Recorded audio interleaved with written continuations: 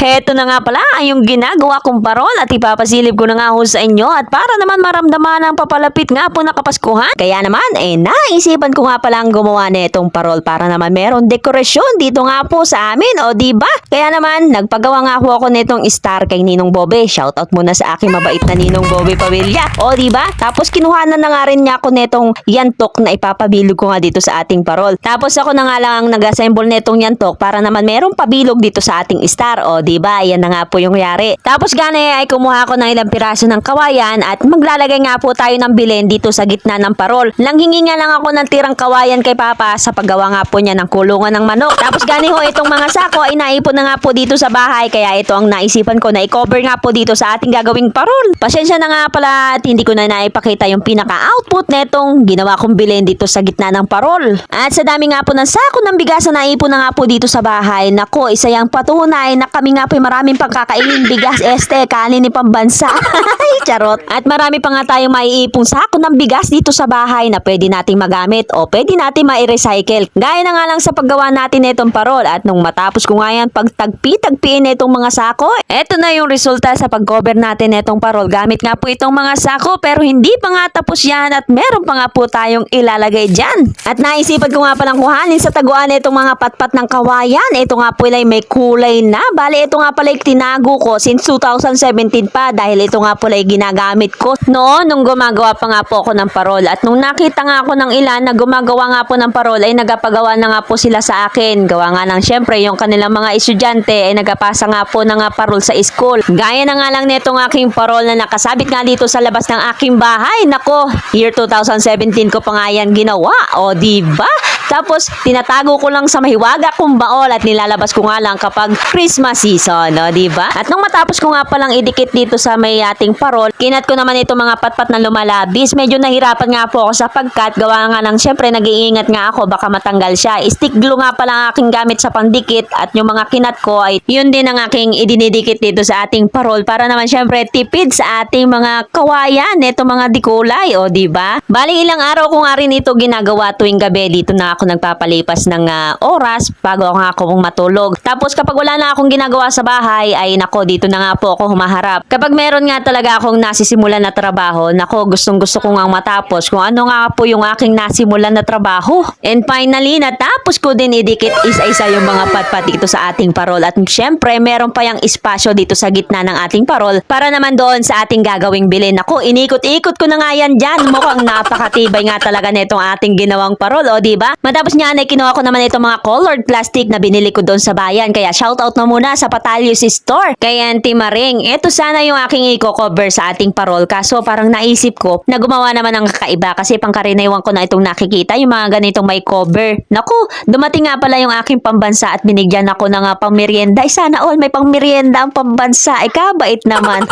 Kaya naman nag-cut na nga lang ako ng ilang piraso nitong colored na plastic tapos tinupi-tupi ko bago ko nga po ito guntingin para naman syempre pantay-pantay yung pagkakagupit niya at less hassle na din sa paggugupit, o diba? At nung matapos na, ayan na nga po yung kanyang nayari. At ito nga pala yung gagamitin nating pang-raffle dito nga po sa palibot ng ating parol. At unti-unti ko nga po lang ididikit yan. At nung matapos na, ito na nga po ang kanyang yari. O diba? Ay napakaganda na nga po ng kanyang itsura. Kinabukasan nga ay kumuha naman ako netong dry na kugon at ito nga pala ang ating gagamitin para makagawa nga po tayo ng bilen dito sa ating parol. Mali nga ito'y nalinisan ko na at ikakat na nga lang natin at ididikit natin dito sa ating parol.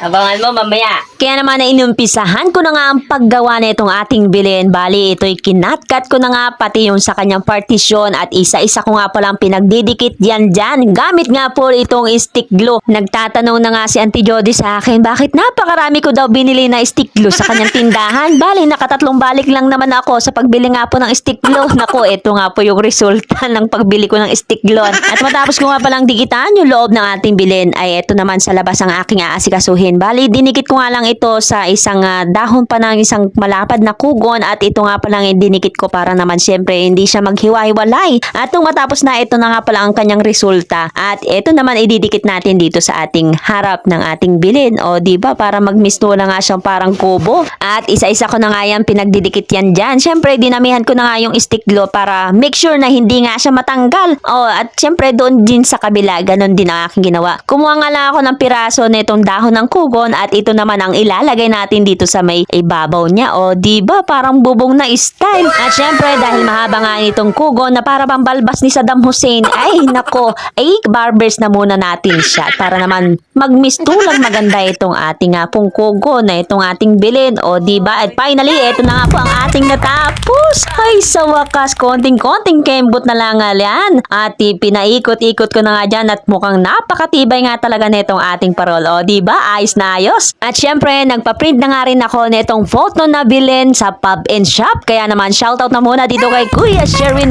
Maraming salamat sa pag-print netong ating bilin. O diba? Dahil wala nga ako ng literal na santo ng bilin, ito na nga lang po ang aking ginawa. Nagpa-print na nga lang ako para at least kahit paano ay meron nga po tayong bilin. At kinabayaran ko nga lang siya ng plastic para in case na umulan ay hindi nga mabasa itong ating pinaprint. O diba? Napakaganda na nga netong ating parol. At syempre, para naman magningning itong ating parol ay maglalagay tayo netong solar na Christmas light dito sa palibot netong ating parol. O diba? At bago ko nga yan pinagdidikit dyan ay sinukat ko na muna dito sa ating parol. Eto nga po pala ay binili ko kay Ate Geraldine doon sa aking kapitbahay. Kaya shoutout na muna sa kanya. At nung matapos na, eto na nga po ang kanyang resulta. O diba? Nagniningning na nga itong ating bituin. O at ganito nga po ang kanyang itsura kapag nga po siya ay nasa madilim. O diba? Sobrang nagniningning itong ating mahiwagang parol. O diba? Napakaganda at nakakagaan na po sa pakiramdam nung natapos ko nga pala itong ating parol. Hay nako naman, kahit papano ay natapos din itong ating parol. At syempre, hindi pa nga tapos yan. Kinabukasan, nakita ko nga pala itong aking kaibigan at nagpatulong na nga rin ako na gumawa nitong palawit para sa ating nga pong parol. Ay nako naman, dahil hindi nga po ako sigurado mag-cut nitong ating parol. Ayan, at nagpatulong na nga rin ako sa kanya. Syempre, gumawa na rin kami ng sample. Mahirap na, baka magkamali. Ay malayo pa naman ang bayan. Nako, medyo may kalayuan pa naman. Kaya nung na-final na namin, ay ito't kinat na nga niya at inumpisahan na niya. At nung natapos niya nga ikat-cut, eto na nga po ang kanyang resulta. O diba, saktong-sakto, gayang-gaya sa mga nabibili mong parol sa tindahan. Kaya naman ako'y nagpapasalamat talaga dito sa aking kaibigan. At tignan niyo naman yung kanyang ginawa at sinampol na nga ho sa kanyang sarili at sinuklob sa kanya. Ay nako, at syempre gumupit na nga rin kami netong karton para daw merong patigas doon sa mismong ibabaw kapag sinabit na nga natin doon sa ating parol. O diba? At yan na nga po yung reare at pwede na natin itong ilagay sa ating pong parol. Kaya naman ako sobra akong nagpapasalamat dito talaga sa aking kaibigan na si Annalyn Sulayaw. Ayan, o diba? Pwede na nga natin ito ilagay doon sa ating parol. Kaya naman kinabukasan, ayan, at inilagay ko na nga ho agad at para nga po maisabit na itong ating mahiwagang parol. O diba? Napakaganda na nga po ng kanyang itsura. Nako naman at mukhang napakatibay. Tapos meron na nga rin yung solar na Christmas light dito sa palibot ng ating parol. Tignan nyo naman at nagniningning na nga itong ating bituin. O diba? Ay sana all. At kahit papano ay naramdaman na nga po natin ang papalapit nga po na Kapaskuhan. O diba? Paskong Pasko na dito sa ating ginawang parol. Kaya naman ako'y bumabati sa inyong lahat ng Merry Christmas. At kaya naman kinabukasan, ayan, at binitbit na nga ni Pambansa papunta nga doon sa may kalsada kung saan doon nga namin ito isasabit. Sasabit na natin yung ating parol